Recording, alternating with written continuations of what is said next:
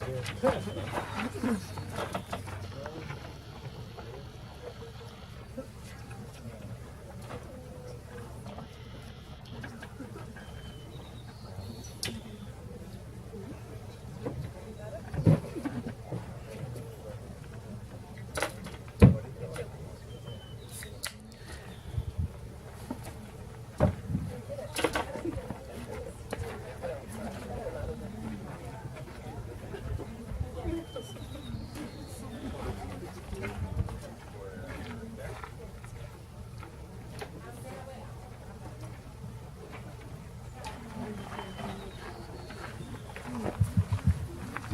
everyone.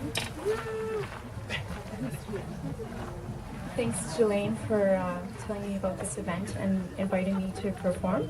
So what I have tonight is kind of a chronological journey through some of my past and present. So all the poems I'm going to read tonight are in chronological order from the time that I wrote them, from 2012 to this year, 2016. The first one is called Apricot Cognac. I was working on a farm in Argentina with a friend, and we ended up kind of being observers in kind of a tough moment in our host's life. So I wrote this one about that. Johnny drank boxed wine and Fernet Cola to keep dreaming. When he talked, Zimbabwe came to life before us. Johnny's memories irrigated his alfalfa as Andes beer flowed into 3 glasses. He told us, we the tomato fields. We meditated, pulling up roots and grudges from the brittle soil. The tan strip of skin between my t-shirt and my shorts lingered for 6 months. Johnny told us, pick apricots and we'll make cognac. So climbing over fences and breathing with our heads in the branches, we reached for Johnny's dreams. We pitted a truckload full of apricots with straw hats on our heads and futilities on our minds. 3 barrels sat fermenting in the shed, and Johnny stood over them with alcohol gauges and white powder. Johnny told us, I have no idea what I'm doing, but this should work. We washed his truck out with a pressure hose and brushes for it to be sold. We vacuumed all the dust off of the dashboard and off of our travel-weary bodies. We kept working and dreaming of the day of faraway hearts and the unreachable day when we could return to real life. But Johnny told us, I would buy a bike and go to Brazil if I could, leave behind 7 years of marriage and painstaking ingenuity in Argentina, ride away and maybe try to be happy. He was the llama choking on the apricot pit, heaving and coughing, trying to dislodge the obstruction from his throat, losing sight of the sunrise as unconsciously as those apricots were pitted.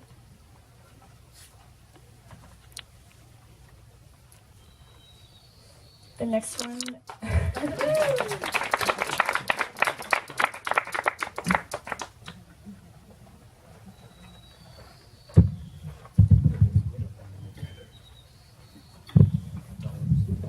The next one is actually in Spanish, if that's okay. It's also about the same time when I was staying on that farm. And I don't know if anyone has ever had feelings for someone who had kind of inconsistent behavior. That's what this poem is about. So it's called Relámpagos, which means strikes of lightning. If anyone wants to see the English translation after, I have it with me, so feel free to come and ask. Relámpagos. Cuando no estás, los relámpagos iluminan este extraño vacío a golpes intermitentes. Recuerdo cuánto me gustaba dormirme con la lluvia contándome una vida sin soledad en el techo. Cuando tenía un techo y una soledad y 2 inviernos lluviosos para recordar. Cuando no estás, yo le cuento a la lluvia una vida sin certeza en mis versos. No sé si volverás a estar, si volveré a tener inviernos nevados, porque este invierno me quemé y no estuviste para tocar mis pechos blancos, mis hombros rojos. Esta noche me vuelvo a quemar por tanto soñar con lo incomprensible que es tu alma, por tanto soñar con los relámpagos. Tiembla el cielo con el fulgor de la tormenta. Cada vez que ella parpadea, intento comprenderte, intento comprenderme. y mis intentos estallan. Somos relámpagos. Estás y en un golpe de luz desapareces y yo tendría que encender el cielo para alcanzarte.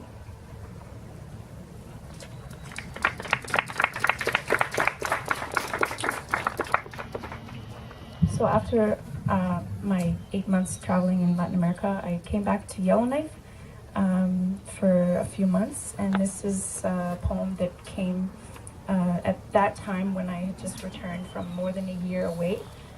It's called Mercury. Faith is a rushed kiss in the airport security line. Another plane pulls out of the gate. Spurring engines compete with his whisper. We are one, and now we'll wait. You touch down onto frozen rock and water like he touched down on your senses, inhalations of cold familiarity through your blind steps on home ground. Keep speeding down that runway. Remember solitude, the weakness of waiting. If wishes broke through pixelated ice, you could wrench him away from hypothermia, shake off the ripples of ache. Befriend winter, walking, leading, writing, speaking. Faith is a drop of mercury between -29 and -30. Faith is an empty bus that pulls up 4 minutes late. 4 minutes stretch across 3,000 kilometers of sky dreams drenched in mocking sun particles, spin wish ribbons into a cocoon of light, and yet we wake in darkness to burn. Exhalations. Voices older with words burnt and frozen over exhale precautionary advice like ice crystals speak. Where's the sense that drives faith? You breathe with your heart, not through your nose. Faith is a set of fresh sheets to freeze in. Faith is a handwritten letter pushed into a slot. Faith is a worn road map. There are paved wishes between us, and faith is a car without cruise control.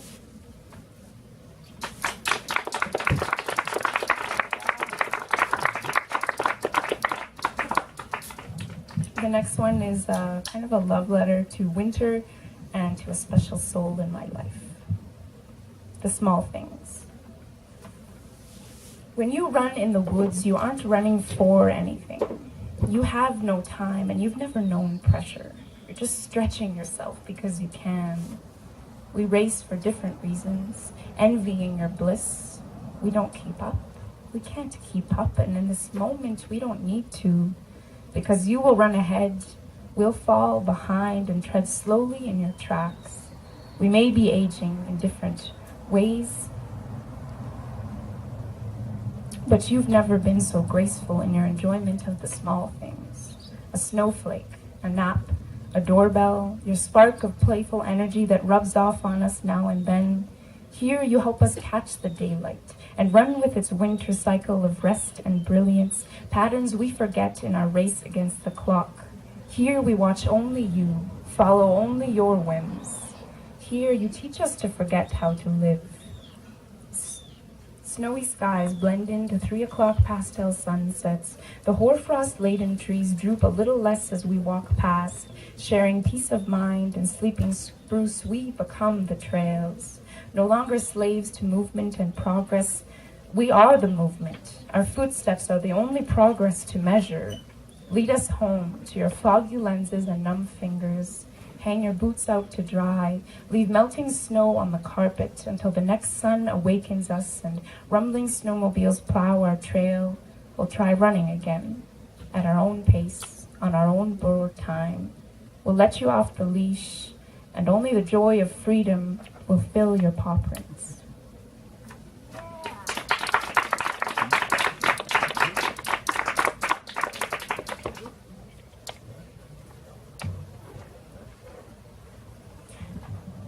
This next poem is kind of how I coped with my university experience. So coming from a place of a lot of stress and a lot of fatigue, I guess, this is kind of where that poem is from. It's called Take Care. Take care to know yourself just enough to recognize your faults, fears, failures, and all the dusty pieces that make you cringe, that push you outside your own outlines as you tumble from your nest. Take care of all your interests, those needy pets, or they will run away through your broken fence posts while you pick at cold leftovers because your plate is too full and sometimes you just lose your appetite for commitment. But you're trying. Teetering on edges so titanic, no assignment or task can make you panic. All you are your shoulders, your back, and your mind. All you feel is your tension, taking care not to unwind, because what would be left without the rules, without the stress, a blubbering mess to take care of? Go on, confess. Take care not to blur the frail edges of your being. You are bare in your fragility. You are barely breathing, but no amount of dark chocolate, loose leaf tea, massage therapy, learning Portuguese online, scrolling through news feeds, Netflix, kissing, poetry could quench your curiosity. You don't let any comforts forego your questions. You are an archaeologist digging in the cracks between the couch cushions, and although answers resurface, none of them could slow you down to the point of immobility. There is no rest for the driven. Take care to give of yourself only what you can stand to let go of, so you'll have something left to stand by when your timelines run out of horizons to chase, because your eyelids still flutter before sleep, uncertain of morning's promise, because your heart is still learning to look no further than the next sunset, because your body is infatuated with nomadic dreams, but your wings are still sprouting. So take care and give yourself just enough patience to grow into them.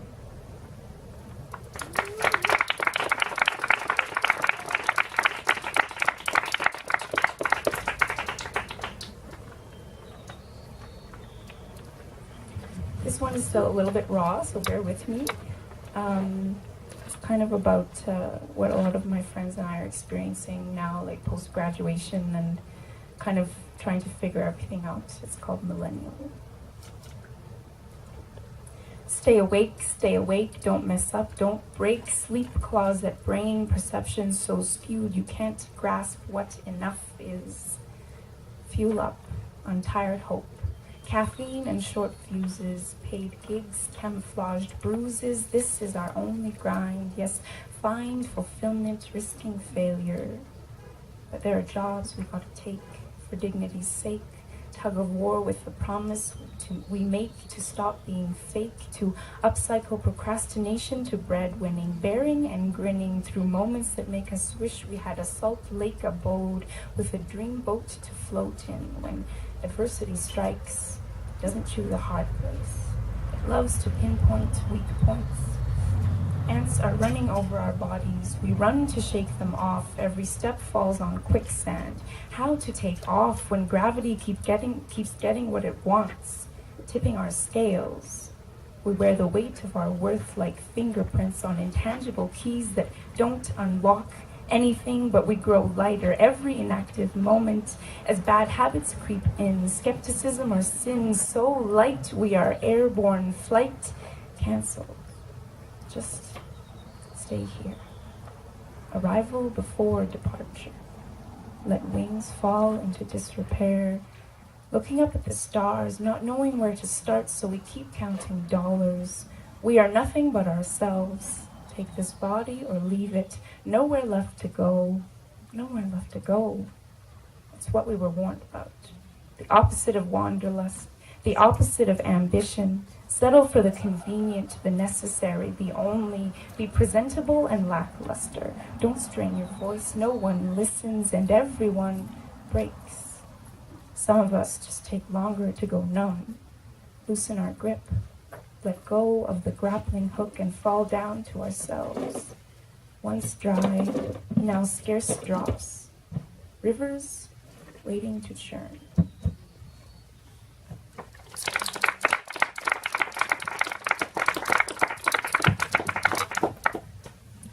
So that's all the poems I have for tonight.